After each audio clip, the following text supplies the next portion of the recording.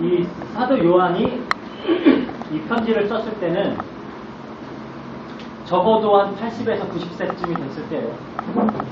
이미 예수님이 돌아가시고 한 60년이 지났어요.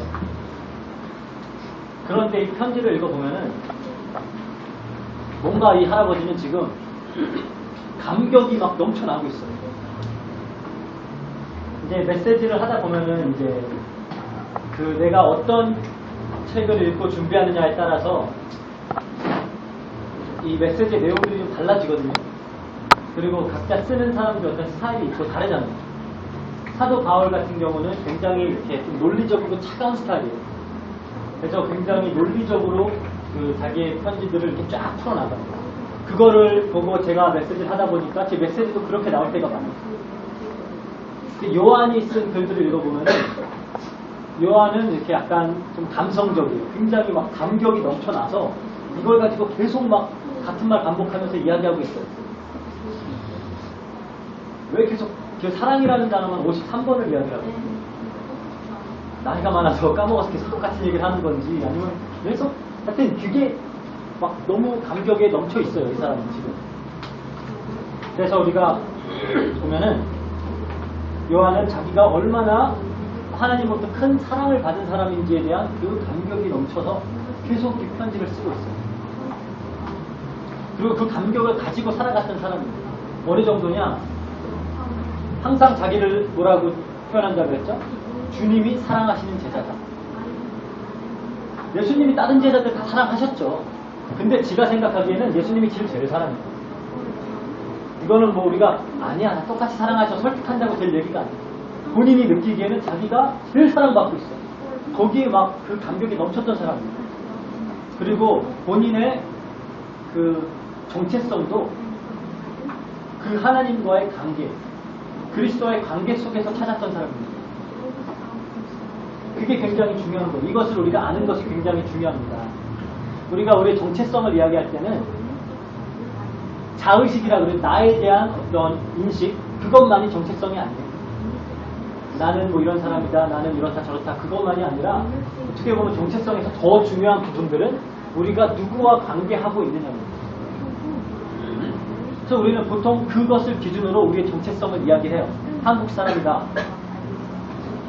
나는 한국이라는 곳에 태어나서 한국 사람들하고 섞인다라는 거예요. 어떤 관계적인 정체성을 이야기하고 있는 거예요.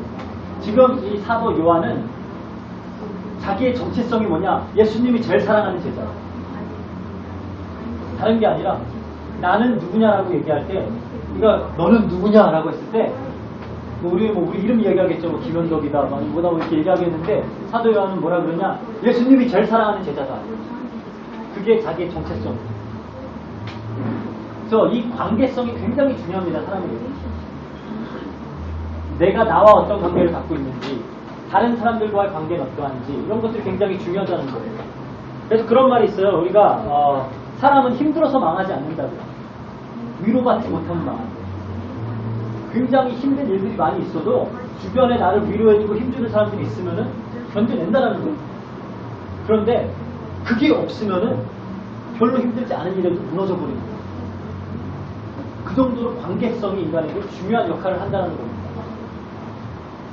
대부분의 인간의 문제는 마음과 관계에 대한 거예요.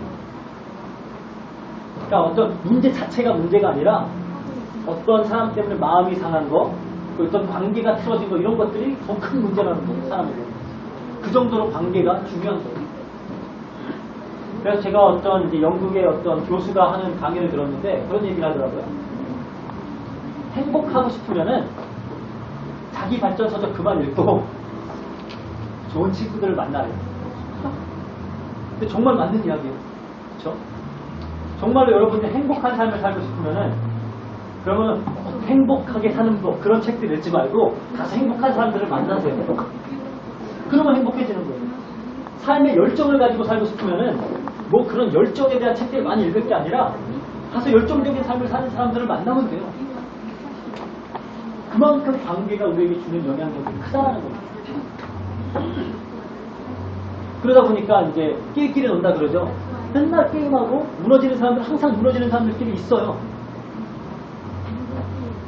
성공하는 사람들, 이렇게 어떤 사회에서도 이렇게 인정받고 하는 사람은 꼭 지네들끼리 놀잖아요. 그렇죠? 그게 그 사회에 있으니까 또 그렇게 되는 부분들이 있어요.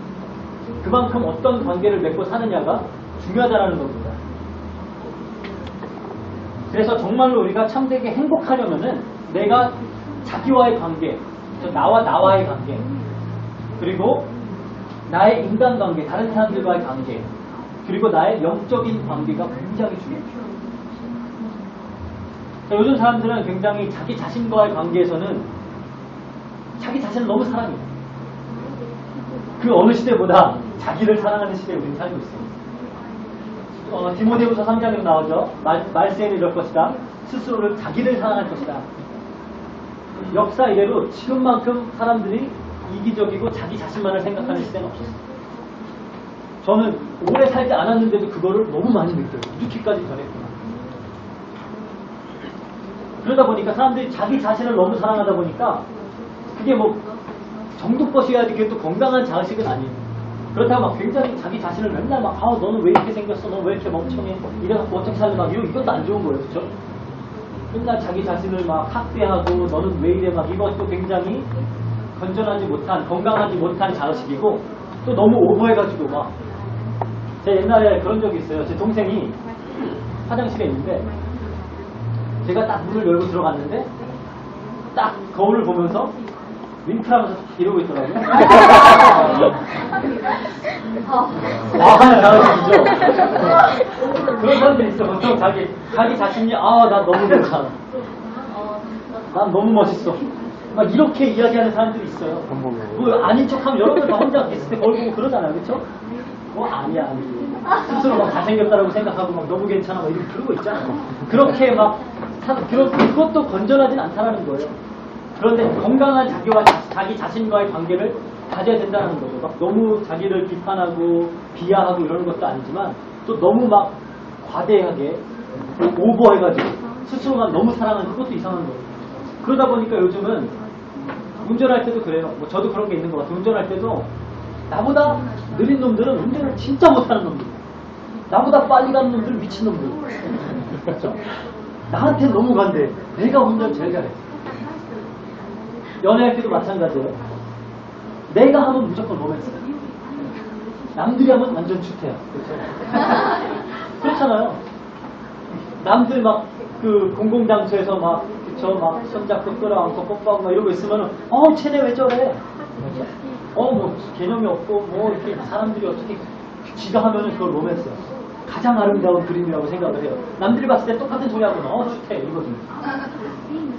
그 정도로 우리 스스로를 이제 잘 어떻게 파악할 필요가 있겠죠.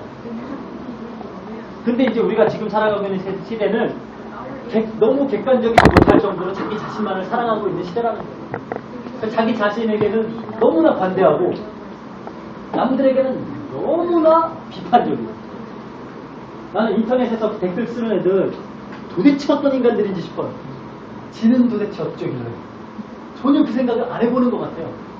그냥 남들은 조금만 틈만 보여도 어떻게든 물어뜯고 난리를 치는데 만약에 그 기준으로 그 잣대로 자기 자신을 판단하면 어떨까? 굉장히 이제 내 자신이 싫어지겠죠. 근데 자연스럽게 그 부분은 뇌에서 지워버리는 것 같아요. 그냥 나는 무조건 다 괜찮아. 남들은 다 안 돼. 이 정도로 이제 우리가 자기 자신을 사랑하는데 문제는 뭐냐? 이미 이제 인간관계는 많이 무너져 있어요. 역사상 어느 시대보다도 가장 이제 잘 커넥트 되어 있는 시대잖아요, 우리가. 그렇죠?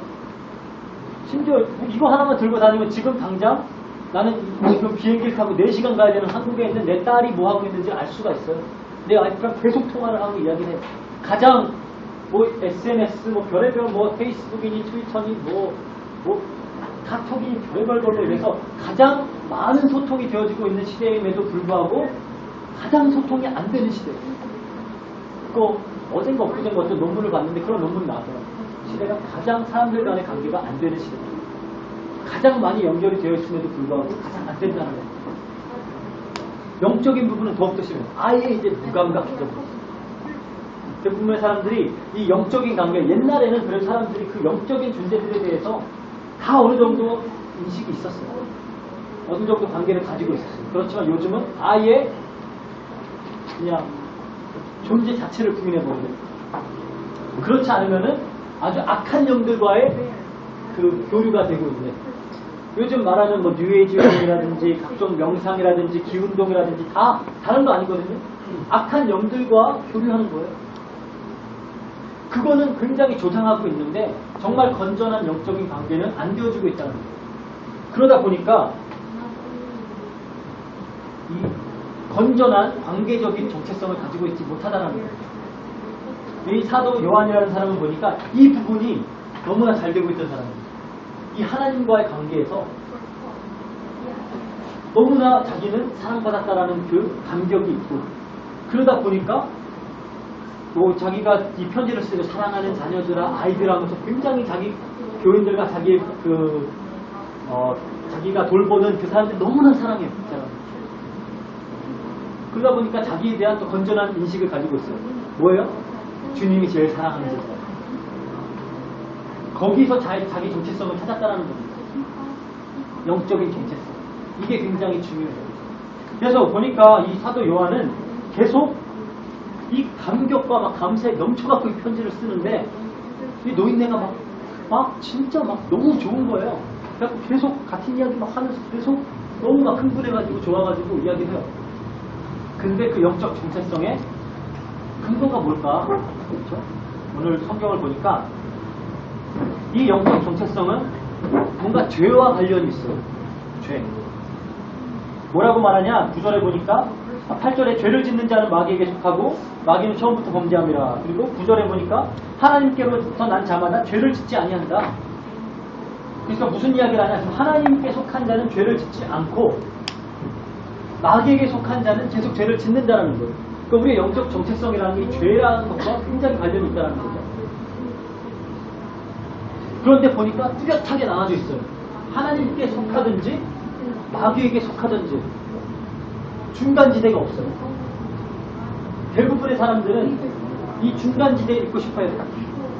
그렇죠? 그래서 우리도 막 동양 사상에도 막 중용 사상 이런 거 있잖아요. 그렇죠? 너무 양극단으로 가는 게 아니라 그냥 밸런스 맞춰가지고 가장 중간에서, 가장 가운데서 그냥 안전하게 있는 것이 가장 좋은 거다. 대부분의 사람들은 그렇게 신앙생활을 하고 싶어요. 중간에서 그냥 내 마음대로 마음껏 살다가 하나님 필요할 땐 하나님께 가고, 또 중간지대에 좀 있다가 너무 또 세상에 땡기면 잠깐 거기로 갔다가 또 다시 중간으로 오고, 이렇게 생각을 하는데 영적으로 그렇지 않다는 거예요. 하나님께 속하든지 마귀에게 속하든지 둘 중에 하나잖아. 그런데 하나님께 속한 자는 죄를 짓지 않고 마귀에게 속한 자는 계속 죄를 짓는다라는 거죠. 그러면은 우리 다 죄 짓잖아요. 그렇죠? 여기 죄 안 짓는 사람 있어요? 악한 생각 안 하는 사람 있나요? 그럼 우리 다 하나님께 속하지 않은 사람인가요? 우리 다 죄 짓잖아요. 저도 목사지만 그런 악한 생각들이 있거든요. 제가 왜 그런지 모르겠는데 나에게 약간 폭력성이 있는 것 같아요. 애기를 딱 둘이 갓난 애기가 나왔는데 딱 보니까 너무 조그만데 그냥 머리를 잡아서 이렇게 들어보고 싶어. 굉장히 아프겠어요. 그러니까 그거 못하는데 그게 왜 해보고 싶은지 모르겠어요. 왜 나한테 이런 마음이 있지? 그쵸? 그런 게 이상하게 있더라고요. 막 킥복싱 같은 거 배우다 보니까 괜히 사람한테 차보고 싶어. 내가 한 번 있는 힘껏 차보면 저 사람 어떻게 될까? 그쵸? 그게 굉장히 궁금한 거예요. 막 샌드백은 퍽퍽 소리 나는데 이게 사람이 맞으면 어떻게 될까? 굉장히 궁금해요. 이게 워낙 내가 그렇다고 막 굉장히 악한 사람은 아닌데 그런 게 있어요. 그런 것들 보면서 죄를 안 짓는 사람은 하나도 없는데 그럼 전부 다 마귀에게 속했다라는 거냐? 지금 성경은 모두가 다 죄인이라고 그래요. 로마서 3장 10절에 보니까 의인은 하나도 없다 그래요. 단 한 명도 없다.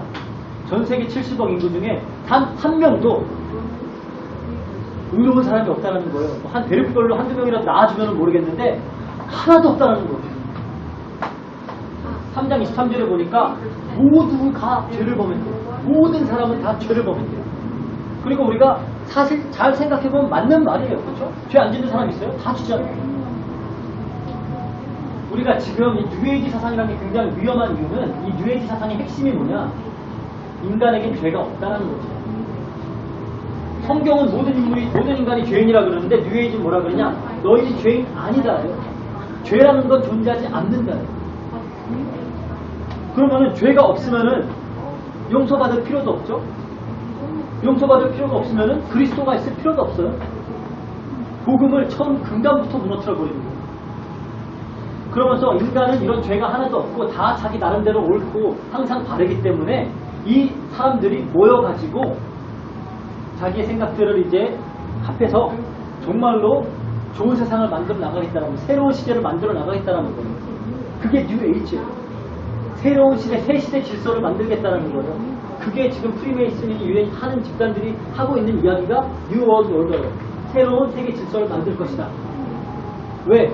인간에게 죄가 없기 때문에. 역사 이래로 한 번도 된 적이 없어요. 공산주의가 얼마나 좋은 사상인지 모르죠, 여러분. 저는 공산주의 되게 나름대로 열심히 공부했었거든요. 감명을 받아가지고 칼 막스한테 어떻게 이렇게 인간을 사랑하는 사람이 있을까? 그럼 저는 막 열심히 읽어봤어요. 아, 대단한 사람이다. 너무나 좋은 사상이다. 또 저도 모르게 이렇게 좀 좌파적인 그런 생각들이 저한테 있어요, 지금. 그런데 왜 이게 안 되냐라는 거예요. 근본이 틀렸어요. 인간은 악한데 인간이 선하다고 시작해요. 그러니까 안 되는 거예요. 성경은 다 악하다 그럽니다. 그러면 모두 다 악하면 다 마귀에게 속했냐라는 거예요. 우리가 죄를 안 질 수 있냐라는 겁니다. 그런데 이 영적인 정체성이라는 것은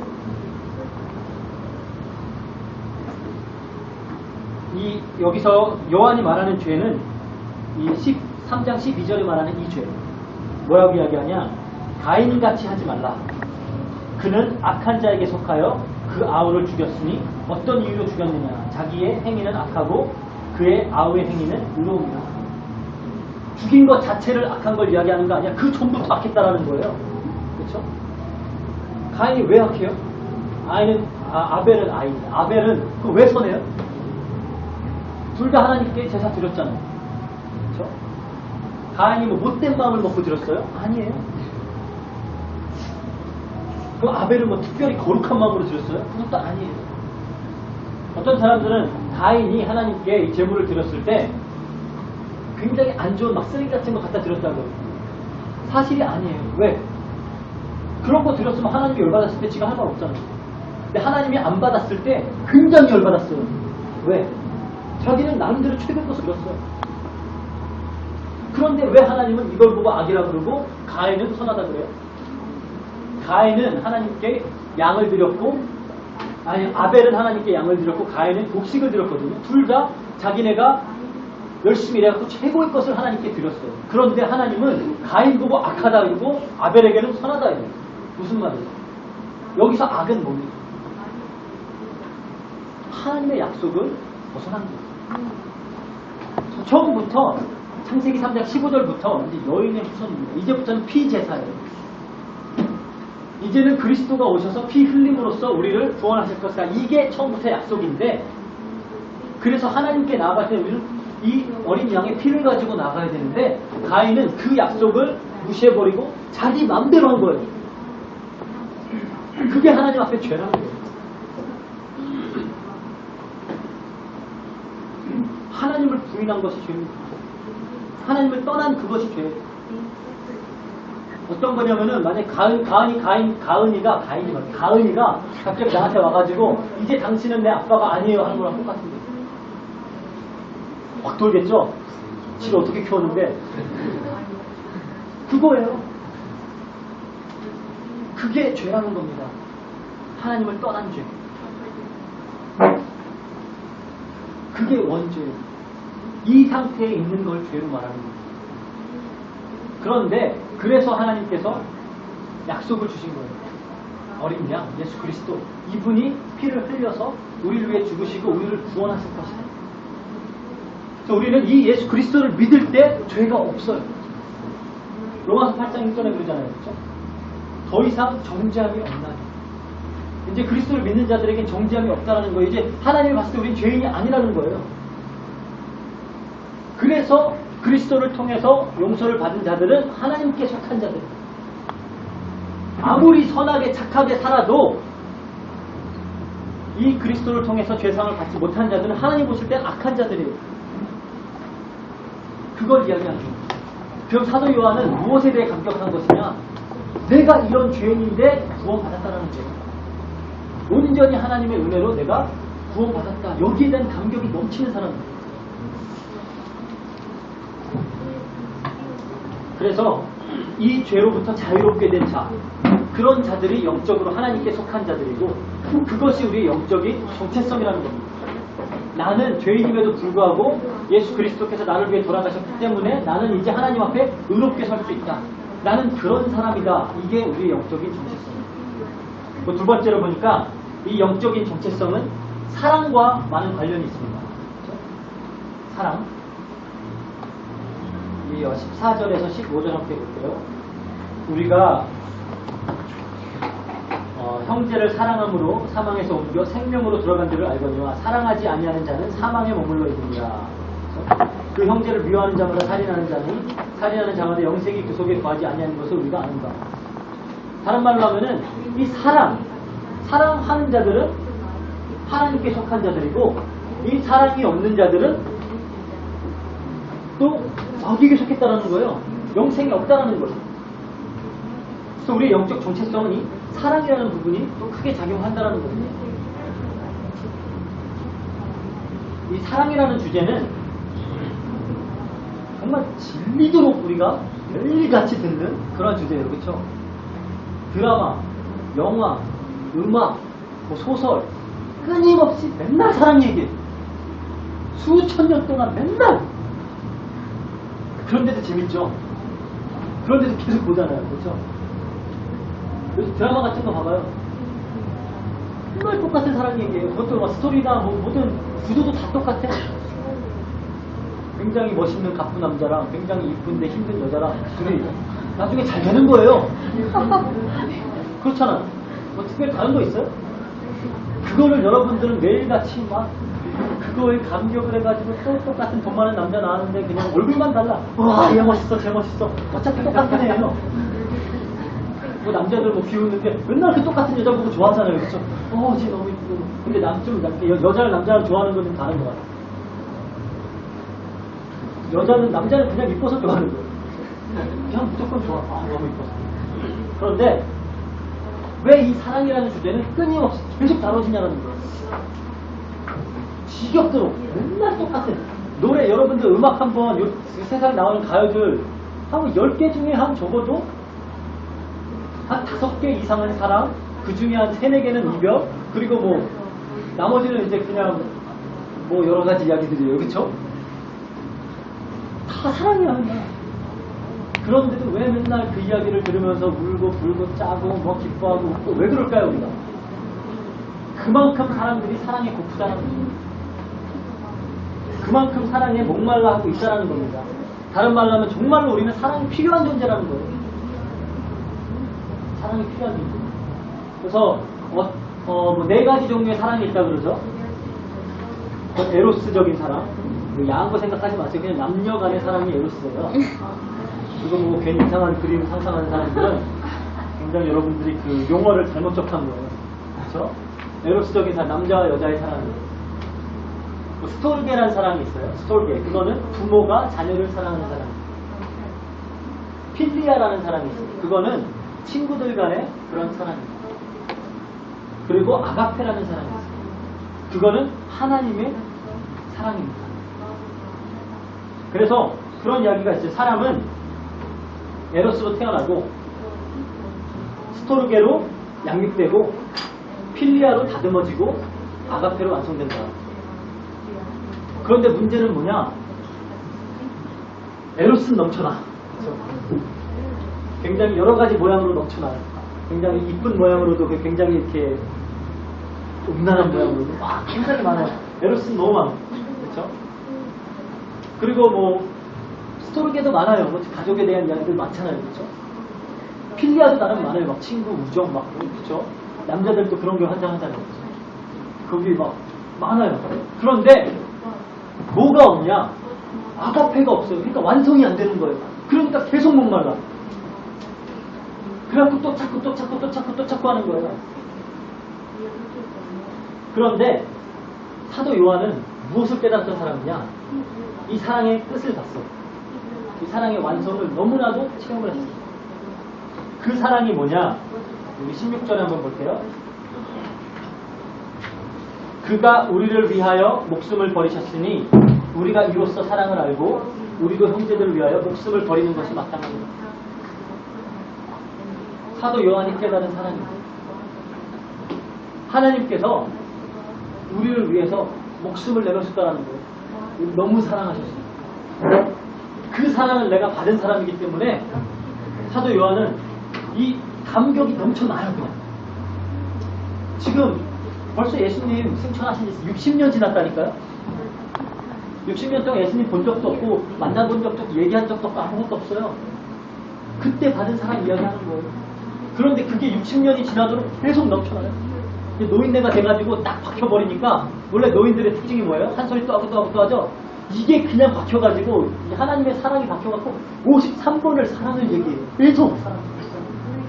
이게 넘쳐나. 너무 막 이것 때문에 기쁘고 이것 때문에 흥분이 되고 이것 때문에 감격이 넘쳐나서 이걸 막 이렇게 이야기하는 거예요. 그게 우리의 정체성이라는 거예요. 우리가 죄로 인해서 죽을 수밖에 없는 자들인데 하나님께서 너무 우리를 사랑하셔서 나를 위해서 목숨을 내놓으시고 나를 구원하셨다는 거예요. 여기에서 자기 정체성을 찾은 거예요. 주님께서 사랑하시는 세상. 굉장히 많은 이야기를 하고 있는 겁니다. 나를 위해 돌아가셨다는 거예요. 나를 구원하셨다는 거예요. 나 같은 놈을 용서했다는 거예요. 여기에서 자기의 영적 정체성을 찾았어요. 우리가 아까도 말했죠. 우리의 정체성에서 가장 중요한 부분은 관계다. 자기 자신과의 관계도 중요하고 인간과의 관계도 중요하지만 더욱더 중요한 것은 우리가 하나님과 어떤 관계를 맺고 있는가. 그런데 이 사도 요한을 보니까 이 하나님과 관계에서 너무 풍성한 누림이 있어요.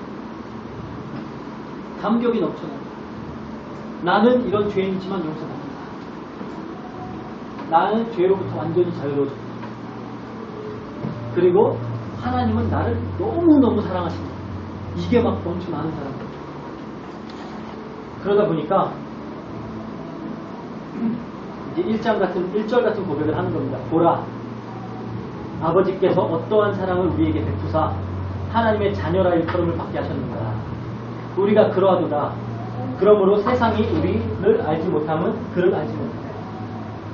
이게 영어로 보면 조금 더 좀 감동이 있어요. 한번 여러분들 뭐 영어 다들 공부하는 사람들이니까 그렇죠? 또 공부 한참 치고 한번 영어를 한번 볼게요.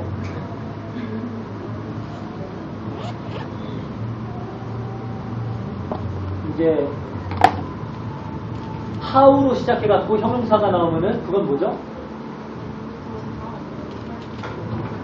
뭐 what 형용동사, how 형용사 이거 몰라요? how를 한 다음에 이제 형용사가 나오면 그거는 감탄사예요. 그쵸? 어떻게 막 이게 아니라 감탄할 때 하는 이야기예요. 뭐라고 해요? How great 이거를 한글로 해석할 때 어떠한 사랑을 받았는가 이러니까 약간 말이 이상한데 영어로는 그냥 감탄한 거예요. 무슨 말이냐? How great is the love the Father has lavished on us. 하나님께서 나에게 쏟아 부은 사랑이 얼마나 크냐 이거예요. 시작하자마자 그렇게 그냥 감탄을 하고 이야기하는 거예요. 그리고 얼마나 그러길래 that we should be called children of God. 얼마나 크길래 이제 내가 하나님의 자녀라고 불림을 받을 수 있느냐. 하나님 떠나갖고 범죄한 자들이고 완전히 하나님께로 떠난 자들인데 이제는 우리가 너무 큰 사랑을 우리에게 쏟아부어서 이제는 하나님의 자녀가 됐다는 거예요. 여러분 자녀의 축복이 뭔지 모르죠? 아까 이제 저희 큰 목사님이 갑자기 그 얘기를 해갖고 저는 차가 하나 생기게 생겼어요. 그게 자녀예요. 그게 자녀의 축복이에요. 제가 딸내미 뭐 언제 본 적 있다고 이제 같이 태어난 애 위해서 계속 한국 들락날락 얼마나 피곤한지 알아요? 그래서 그거 왜 해요? 내 딸이니까 하는 거예요. 생전 본 적도 없는데 처음 봤는데 너무 이뻐요. 그리고 이상하게 조리원에 가면은 그런 애기들이 이렇게 약간 군대 서열처럼 언제 들어왔냐가 이제 잘 위에 있고 맨 마지막에 들어오니까 맨 밑에 있어요. 그런 식으로 쫙 있거든요, 애기들이. 그러면은 생긴 것도 다 비슷해, 갓난 애기들은. 누가 누군지 잘 알지도 못하겠어. 그런데 내 딸만 들어와요. 그래요. 그게 자녀의 축복이라는 거죠. 얼마나 하나님께서 부어주신 사랑이 크길래 내가 하나님 자녀라고 불림을 받느냐, 이 이야기를 하고 있는 거예요. 그러면서 뭐라고 해요? 우리가 그러하도다. 영어로는 and that is what we are. 우리는 하나님의 자녀다라는 거예요. 그걸 다시 한번 확증하는 거예요. 우리가 하나님의 자녀가 됐다. 이 감격이 여러분들 안에 있기를 바랍니다. 이 노인네는 이게 막 넘쳐나는데, 그렇죠? 우리는 그게 별로 없어. 제가 여러분도 뭐 잘 알듯이 저는 그렇게 별로 감성적인 사람이 아니에요. 그래서 제가 이제 어떤 그 설교를 준비할 때도 저는 굉장히 막 마음을 움직이는 설교들이 저는 그런 걸 잘 못해요. 오히려 막 이렇게 논리적으로 딱딱딱 풀어나가는 그런 거래요. 그런데 사도 요한의 이 책을 보니까 막 나도 막 이렇게 흥분이 돼. 여러분들은 저보다 더 감성적인 사람들이라고 생각을 합니다. 여러분들이 그거를 좀 느껴야 돼요. 지금 이 90세 된 노인이, 그렇죠? 아직까지도 이 감격에 넘쳐나가지고 이야기를 해요.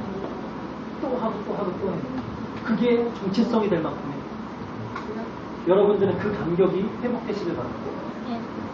우리가 신앙생활하면서 너무 몸이 건조하니까 힘든 거예요.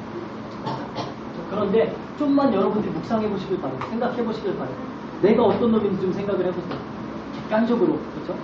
너무 자신에게 관대하게 하지 말고, 그렇죠? 뭐 내가 한번 로맨스 막 이런 식으로 하지 말고, 그냥 객관적으로 한번 내 자신을 보세요. 내가 어떤 놈인지. 여러분들은 모르겠지만 내가 나를 객관적으로 봤을 때 굉장히 별로인 인간이에요. 그렇기 때문에 굉장히 막 짜증날 때가 있어요. 그런데 이런 인간인데, 그리고 나는 목사라고 하는데 내 안에 너무 악한 것들이 많아요. 원하지 않는 것. 저는 어떤 배경에서 자라는지 여러분들 알잖아요. 그렇죠? 저 목사들이에요. 선교사 자녀예요.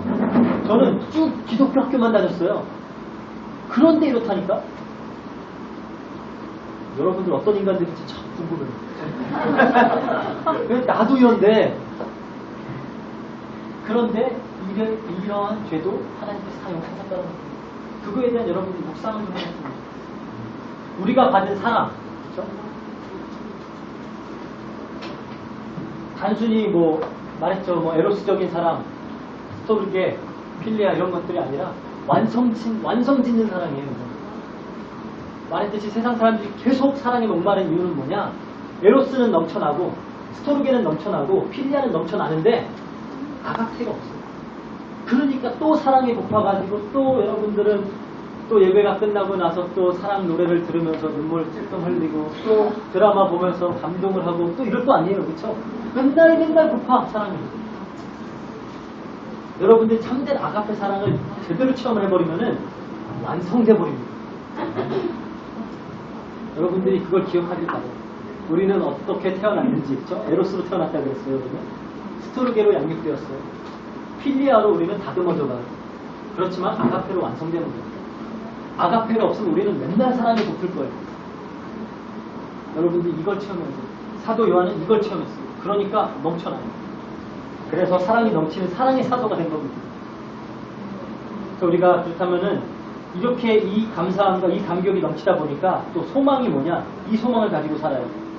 사랑하는 자들아, 2절이에요. 우리가 지금은 하나님의 자녀라.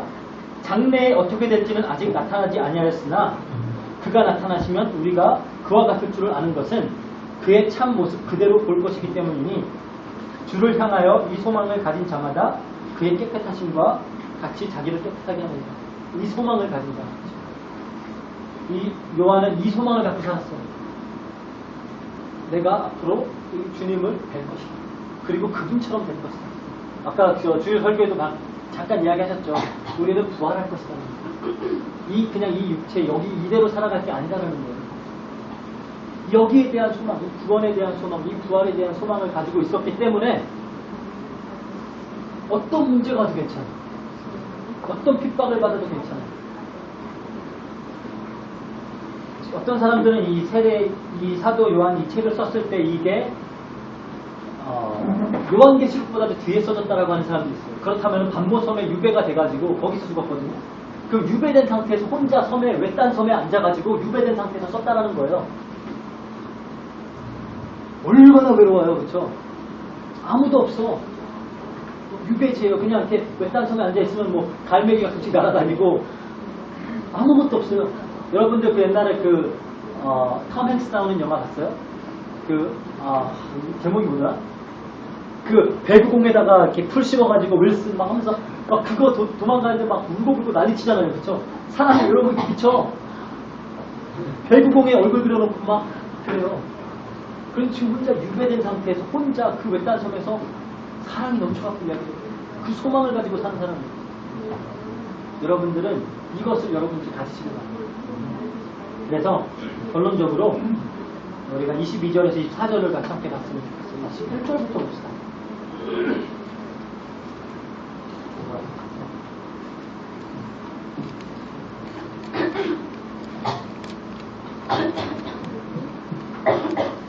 사랑하는 자들아, 만일 우리 마음에 우리를 책망할 것이 없으면 하나님 앞에서 담대함을 얻고 무엇이든지 구하는 바를 그에게 받나니 이는 우리가 그의 계명을 지키고 그 앞에서 기뻐하시는 것을 행함이라. 이제 우리는 그 계명을 지키면서 산다라는 거예요. 그렇죠? 그 계명이 뭐냐? 23절에 그의 계명은 이것이니 곧 그 아들 예수 그리스도의 이름을 믿고 그가 우리에게 주신 계명대로 서로 사랑할 것이다. 간단한 거예요. 정말로 이 그리스도를 믿고 우리가 그 하나님을 사랑하고 형제를 사랑하면서 살라는 거예요. 그리고 마지막으로 그의 계명을 지키는 자는 주 안에 거하고 주는 그의 안에 거하시나니 우리에게 주신 성령으로 말미암아 그가 우리 안에 거하시는 줄을 우리가 아느니라. 우리 이번 원단 메시지입니다. 그의 안에 거하고 그가 우리 안에 거하라는 거예요. 함께 임만을 누리라는 거예요. 그것을 누릴 때 우리에게는 이 감격이 회복되어집니다. 정말로 그리스도를 바르게 믿을 때, 그럴 때 우리의 영적인 정체성, 죄에 대한 부분, 그리고 사랑에 대한 부분, 여기에서 완전 결론이 나버리는 거예요. 나는 너무나도 악한 죄인인데 하나님이 나를 구원하셨다. 이런 나를 구원합니다. 그리고 하나님은 이렇게 큰 사랑으로 나에게 쏟아 부어주십니다. 이게 나의 정체성이 돼버리니까 사도 요한은 주님이 사랑하는 제자다. 스스로 그러고 다니는 거예요. 여러분들도 그러고 다니세요. 어디 가서 뭐 이렇게 여러분들 이제 또 새학기 시작하고 하면 막 이제 수업 시간에 들어가서 자기소개하고 막 이럴 거 아니에요. 그렇죠? 나는 하나님이 사랑하시는 자녀, 뭐 이렇게 얘기하면 나는 하나님의 자녀, 뭐 신나영입니다. 나는 하나님의 자녀 윤대입니다. 얘래. 이 요한 할아버지는 그러시는데, 그렇죠? 이분은 그러시는데, 여러분들도 그 감격이 넘치면 아마 그럴 거예요. 그래서 이 감사와 이 감격이 넘치는 삶. 너무 넘쳐서 이제는 주변 사람들에게 자존심으로 촉파되어집니다. 그런 삶을 사시길 바랍니다. 제목이 하나님의 자녀가 꼭 알아야 할 것이 무엇인가? 우리의 영적인 정체성입니다. 우리가 누구와 관계하고 있는가? 우리는 하나님과 통하고 있는 거죠.